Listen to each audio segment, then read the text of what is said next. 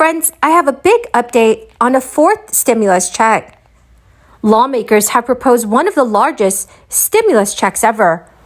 Many low-income, Social Security, SSI, and SSDI recipients will be able to receive additional stimulus money this month. Republicans and Democrats are working together to reach a deal on this new legislation. Friends, please make sure you watch until the end of this video because there are many details that you need to know about this new bill. I will also be giving away 4 $75 Walmart gift cards every week.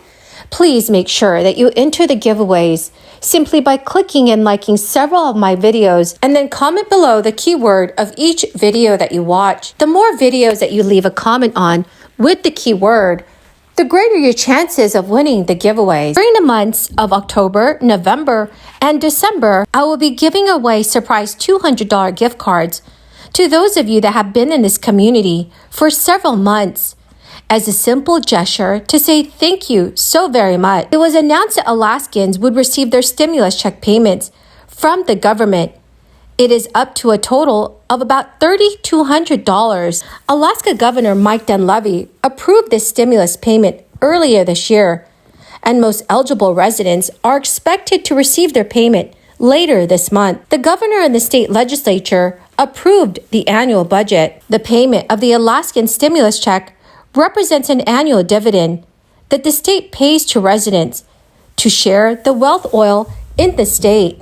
The state will use the Alaska Permanent Fund, which is previously established in 1982, to fund the dividend payment. The governor explained that the budget is not just a spending plan, but a blueprint for Alaska's future. First, the state Senate proposed a $5,000 oil wealth check payment to all eligible residents. However, as further negotiations advanced, the result was a reduction in the amount to $3,200. But still, this payment is the second largest payment in the state's history. An important point to remember is that this year's check also combines two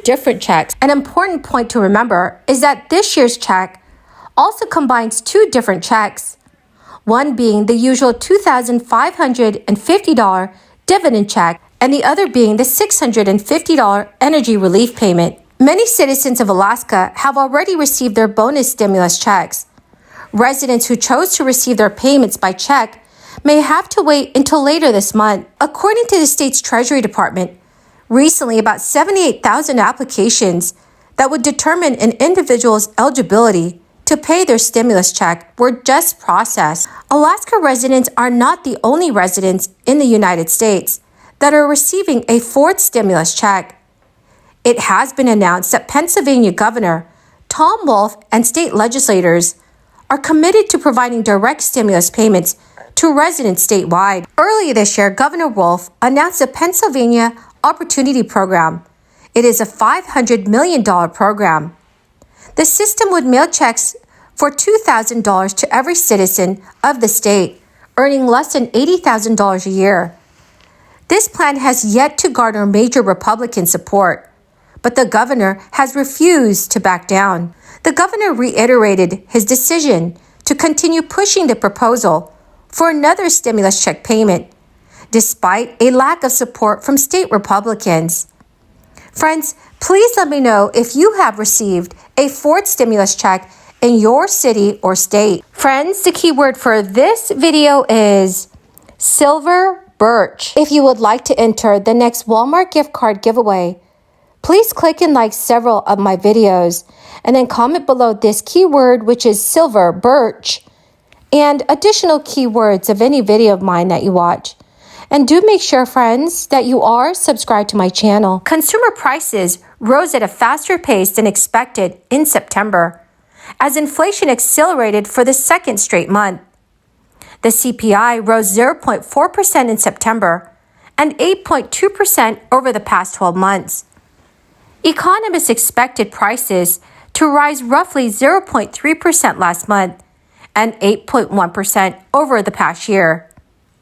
September marks the second consecutive month of strong inflation, which has remained near 4-decade highs for nearly a year.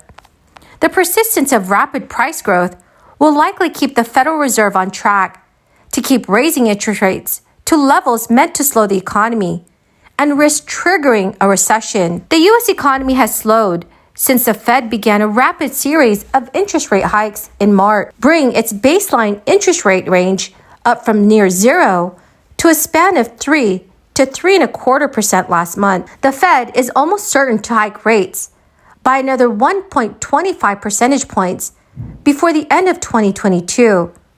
It is a move that officials admit would likely cause higher unemployment.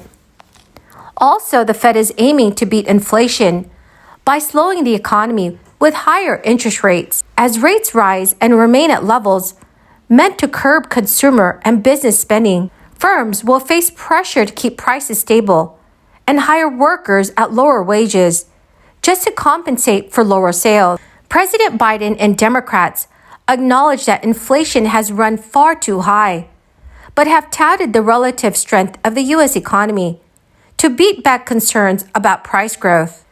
The United States has added 420,000 jobs each month on average since the start of this year. The September jobless rate of 3.5% is even with its pre-crisis level, and consumer spending has stayed strong even amid rising prices. Well, my amazing and my dear friends, that is the end of my daily stimulus update video for today. Thank you, friends, for joining me here every day when I post a video. The winner of yesterday's Walmart gift card giveaway is Oscar Hernandez. Congratulations, my dear friend. To claim your gift card, please check your notifications page and send me an email. Or you can also send me a message on my Facebook page. Thank you, friends, and have a wonderful and blessed weekend. The importance of addressing our nation's affordable housing crisis head on. And I know that you are committed to increasing the number of affordable units available to families. But those homes have to be built somewhere. And too many communities around the country, restrictive zoning laws that were born out of racial segregation prevent new affordable housing units from being built. Using exclusionary zoning to keep families, often lower income families and families of color, out of certain neighborhoods is wrong. And over time, the harm really adds up. Exclusionary practices drive up the cost of housing for everyone and reduce the amount of available land. So, Secretary Fudge, at your confirmation hearing, you told this committee that it is important that we get rid of the notion of not in my backyard. How does that not in my backyard approach impede efforts to address the affordable housing crisis? Well, first off, thank you, Senator, for our ongoing conversations about this. The first thing that it does is it increases the cost of housing and it limits where we can build housing. If you have restrictive zoning ordinances, then there are two things that happen or can happen. One is that where there is available land, you cannot build, or the zoning is so onerous that it costs you more money to build. Maybe they put all kinds of restrictions on it that increase the cost of buying the property.